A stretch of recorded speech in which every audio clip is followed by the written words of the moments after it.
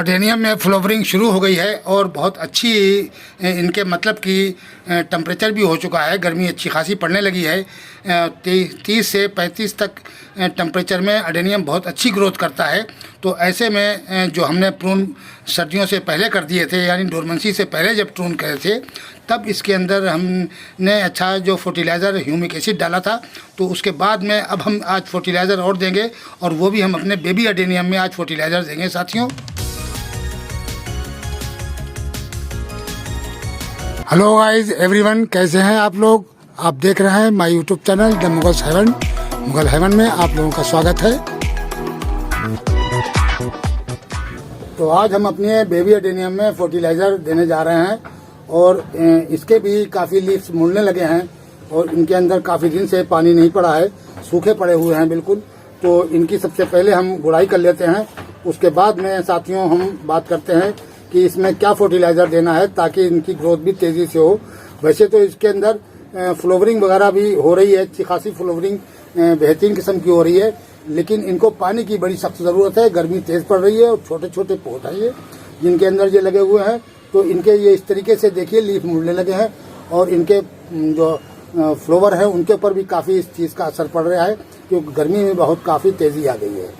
तो साथियों, और ये जो हमारे अडेनियम है, ये ग्राफ्टेड जो हमने किए थे, तो इनके अंदर मैंने एक हल्का सा पानी, जिस टाइम पे इनकी पॉलीबैग हटाया था ऊपर से, ग्राफ्ट के ऊपर से, तब से थोड़ा सा पानी दिया था। उसके बाद में ये भी सूखे पड़े हुए हैं, 3-4 दिन हो गए हैं, तो इसके अंदर भी पानी की ज़रूरत है। प्लस ये हमारे जो बेबी अडेनियम जो हमने रिपोर्ट किए थे, वो उसके अंदर भी अच्छे खासे लीव्स वगैरह निकलने लगे हैं, तो इनको भी अब फर्टिलाइज़र की ज़रूरत है। तो ये बेबी अडेनियम जितने भी हमारे छोटे से और बड़े तक हैं, तो इनके अंदर हमें आज फर्टिलाइज़र देंगे। तो क्योंकि इनको गर्मी अच्छी खासी तेज़ पड़ने लगी है, टेम्परेचर भी लगभग 30 से ऊपर निकल गया है, 32-33 टेम्परेचर हो गया है, और उसकी वजह से इनको रोज़ाना पानी हल्का हल्का देना चाहिए, क्योंकि बेबी अडेनियम को थोड़ा पानी ज़्यादा देना पड़ता है मुकाबले उसके बड़े अडेनियम के। ये इनको पानी की मिक़दार ज़्यादा चाहिए होती है, क्योंकि इनका कोडेज जो है वो मोटा नहीं होता है ज़्यादा, तो ये पानी को ज़्यादा स्टोर नहीं कर पाते हैं। बड़े अडेनियम के कोडेज बड़े बड़े होते हैं और उनके अंदर पानी ज़्यादा स्टोर हो जाता है, तो लेकिन ये छोटे अडेनियम में कोडेज की कमी होती है, ये कोडेज इतना मोटा नहीं होता है इनका, जिसकी वजह से इनको पानी की मिक़दार जो है वो ज़्यादा देनी पड़ती है। तो इनको पानी अलग से बाहर से देना पड़ता है इनके अंदर भी, लेकिन ये कोडेज अभी छोटे हैं, इतना पानी नहीं है कि अडेनियम की पूर्ति कर पाएँ। अगर हमने इनको पानी टाइम पे नहीं दिया तो ये शिलिंग हो जाएंगे और फिर भी सर्वाइव करने में ये बहुत ही गड़बड़ करेंगे। तो इस वजह से इनको टाइम से पानी, लगभग इनको 30 दिन पानी इनको चाहिए, क्योंकि अब गर्मी में काफ़ी तेज़ी है और अडेनियम इस टाइम पे ग्रोथ पे है और फ्लावरिंग पे है। तो जो हमारे ये पिछली साल के अडेनियम थे, ये भी पिछली साल के हैं, तो इन पे तो मैंने 3-4 अडेनियम पे ग्राफ्ट कर दिया था, और भी रखे हुए हैं इधर उधर, काफ़ी अडेनियम है मेरे पास। ये 30-35 तो ये वाले जिसमें फ्लावरिंग आ रही है इसमें के हैं, और इन्हीं में के ये भी है, तो ये 4 ये हैं, और ये 40-50 अडेनियम इस टाइप के हैं, ये बेबी अडेनियम जो हमने रिपोर्ट किए थे। तो इनको भी हम पानी देना है मुझे, और इनको फर्टिलाइज़र देना है। अभी तक इनके अंदर कोई किसी किस्म का फर्टिलाइज़र हमने नहीं दिया है, तो इनकी भी इस तरीके से हल्के हल्के गुड़ाई करके और इनके अंदर भी हम फर्टिलाइज़र देंगे। तो क्या फर्टिलाइज़र देना है इनको, क्या फर्टिलाइज़र ज़्यादा सूट करेगा जिससे इनकी ग्रोथ बहुत तेज़ी से हो जाए और ये बहुत ही हेल्थफुल हो जाए, इनके कोडेज भी मोटे हो जाएं, तो ऐसा फर्टिलाइज़र देना है कि जिससे इनकी ग्रोथ पे काफ़ी असर पड़ेगा। तो बेबी अडेनियम के लिए क्या फर्टिलाइज़र ज़्यादा अच्छा होता है, तो उसके बारे में हम बात करते हैं। तो ये है साथियों, ये मेरे पास सीवीड, ये देखिए ये सीवीड हमने लिया है, और ये सस्ता आ जाता है, कुछ ज़्यादा नहीं, इतनी बड़ी शीशी जो है वो ओनली 100 रुपये की मुझे दी थी। ये लिक्विड में है, और इसमें ग्रेवेल्स भी आते हैं, वो 1 किलो का और आधा किलो का पैकेट भी होता है। तो वो ग्रेवेल्स जो है उससे बेहतर होता है लिक्विड फर्टिलाइज़र। ग्रेवेल्स ज़रा घुलने में थोड़ी प्रॉब्लम डालते हैं, और कोई ख़राब आ जाता है, यानी अच्छी क्वालिटी का आपको नहीं मिला तो वो जल्दी से घुलता नहीं है, गमले में डाल दो तो ऐसे ही रखा रहता है। एक बार हम उसको लाए थे, तो वो अडेनियम में डाल दिया करते थे, तो वो घुलते ही नहीं थे। आखिर तक पूरी साल तक उसमें पानी हम डालते रहे, लेकिन वो घुले नहीं। तो इस वजह से उन्होंने काम भी कम दिखाया। तो फिर हम इसके बाद में ये लिक्विड फर्टिलाइज़र लेके आया हूँ और अब ये हम डालते हैं इसमें। तो पिछले साल हमने इन वाले अडेनियम में जिनमें फ्लोवरिंग आ रही है इसमें डाला था, तो इसकी ग्रोथ भी बहुत तेज़ी से हुई थी और इसमें फ्लोवरिंग भी बरसात के बाद शुरू हो गई थी, क्योंकि बरसात में ये काफ़ी लंबे हो गए थे, एक 1.5 फीट के हो गए थे, तो इनके अंदर फ़ौरन वर्ष आ गए थे और इनकी फ्लोवरिंग शुरू हो गई थी।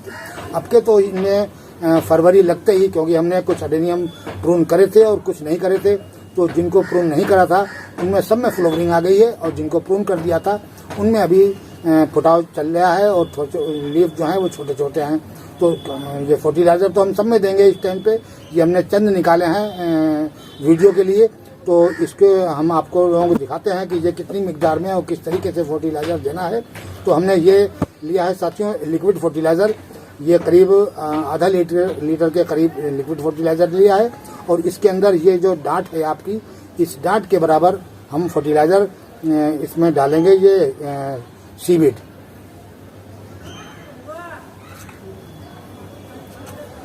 ये इसमें इस तरह निकाल लीजिए कि ये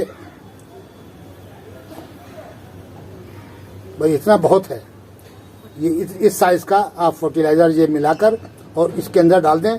ये भी बहुत ही अच्छा बेबी एडेनियम के लिए ख़ास तौर से, वैसे तो बड़े एडेनियम में भी डाल सकते हैं, काफ़ी लोग तो इसको ही बड़े एडेनियम में भी डालते हैं इसको, और बड़े एडेनियम में भी काम अच्छा करता है, क्योंकि जैसा ह्यूमिक एसिड का जो काम है वही इसका काम है, लेकिन ये इसकी पावर थोड़ी सी कम होती है और ह्यूमिक एसिड की पावर थोड़ी ज़्यादा होती है।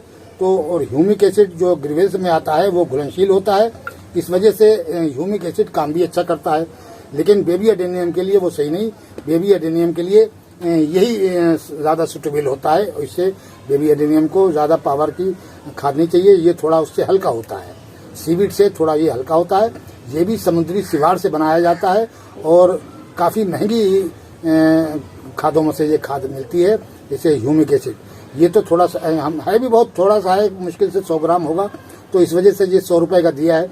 अगर ये 1 किलो का बोतल लेंगे या आधा किलो की लेंगे या 250 ग्राम की लेंगे तो वो थोड़ी महंगी आएगी। ये मुश्किल से 100 ग्राम की होगी, ये 100 रुपये की दी मुझे। तो अब हम इसको ही पिछली साल लाया था और पिछली साल से इसको हम बेबी एडेनियम में डाल रहे हैं। तो इतना मैंने ये इसके अंदर डाल दिया है। अब इसके अंदर साथियों और क्या डालना है मुझे, ये डालना है मैंने इंजाइम। ये जैस्मीन के फूलों का इंजाइम है और लगभग 2 साल पुराना हो गया है, और इंजाइम का ये तासीर है कि जितना ही पुराना होता है उतना ही पावरफुल होता है। तो इसको थोड़ा सा हम इसमें डाल लेते हैं। ये देखिए बिल्कुल गुलाबी रंग का शीशे के माफिक चमक रहा है, बहुत ही अच्छा इंजाइम है। ये इसको देसी ज़ुबान में सिरका बोलते हैं, लेकिन ये फर्टिलाइज़र का काम बहुत अच्छा करता है साथियों। और इसके अंदर इंजाइम के अंदर हर किस्म का न्यूट्रिएंट्स होता है। ये भी एक तरीके का ह्यूमिक एसिड या सीवीड से कम पावर नहीं रखता है। तो इतना ही मैंने इसको ये मिला लिया है और दोनों खादें ऑर्गेनिक हैं। तो ये ऑर्गेनिक खादों पर इस टाइम पे ये एडेनियम जो है वो ग्रोथ करेंगे। अब इसके अंदर हम थोड़ा सा फंगिसाइड और मिला लेते हैं ताकि हमारे एडेनियम में किसी किस्म का नुकसान ना हो जाए, क्योंकि हमने इसमें डाला है किचन वेस्ट लिक्विड फर्टिलाइज़र। तो इस वजह से इसके अंदर हम 1 टीस्पून के करीब ये फंगिसाइड ज़रूर डालेंगे। हम कभी भी जो किचन वेस्ट लिक्विड फर्टिलाइज़र है ये फंगिसाइड के अलावा हम नहीं डालते हैं, क्योंकि इसके अंदर फंगस के असरात होते हैं, इस वजह से इसमें डालना ज़रूरी है। अब इस पानी को हमने 2-3 लीटर पानी ले लिया है और इसके अंदर मिला लेंगे ताकि हमारे सारे एडेनियम में ये हो जाए। ये देखिए इस तरीके से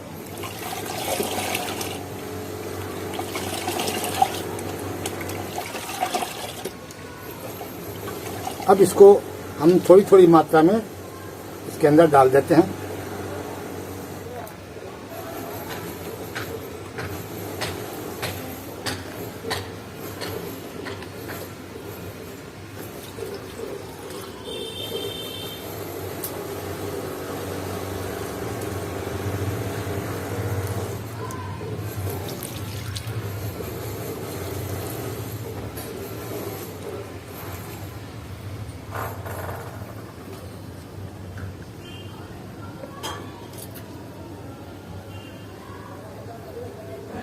तो साथियों, इस तरीके से आप बनाकर फर्टिलाइजर अपने अडेनियम में दें। बहुत ही अच्छा फर्टिलाइजर है, बहुत जल्दी ग्रोथ अडेनियम आपका करेगा। और ये सीविड जो खाद है, ये इस साइज के अडेनियम के लिए बहुत ही सुटेबल है और बहुत ही अच्छा काम करती है, जिससे हमारे अडेनियम, अब ये जो अडेनियम है, ये बरसात के बाद में इसमें भी फ्लावरिंग शुरू हो जाएगी। ये इस साइज के हो जाएंगे, क्योंकि पिछली साल इन्हीं दिनों में ये इस साइज के थे।